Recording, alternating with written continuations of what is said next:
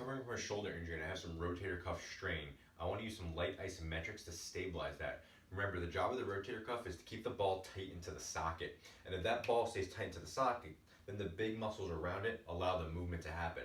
But if that rotator cuff isn't functioning well and that ball comes out of that socket and it's not centered, it creates pinching, it creates fraying, it creates pain, it creates limitation. So we want to do some light isometrics, which are great for getting motor recruitment to make sure we can turn that area on. Helps to hypertrophy and grow that muscle, and it also makes it very resilient to injury. So isometrics are really great, especially for injuries to any tendon areas or acute soft tissue injuries like a muscle strain.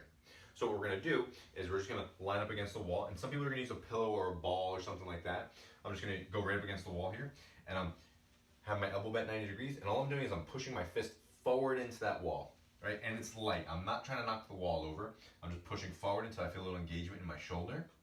And I want to hold it 5 seconds and relax. And I'm going to do that 5 times.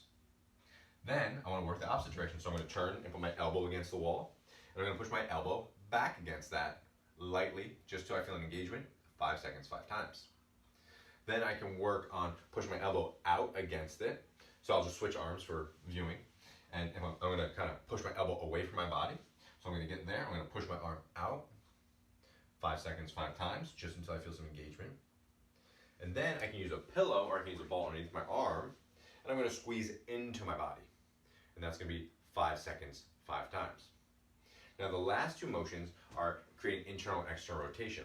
So a good way to do that would be at the doorway, and I would put my hand against the door frame. You can imagine if I was standing in the open door and the door frame was here, and I'm trying to rotate my hand towards my belly, but the door frame is going to block me, right? So I'd be rotating in 5 seconds, 5 times.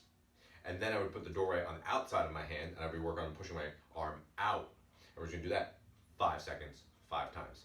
Everything should be a light contraction. Everything should be pain-free. We're just trying to turn on that area, create some circulation, create some motor control, and get that area more stable so we can start getting into bigger movements.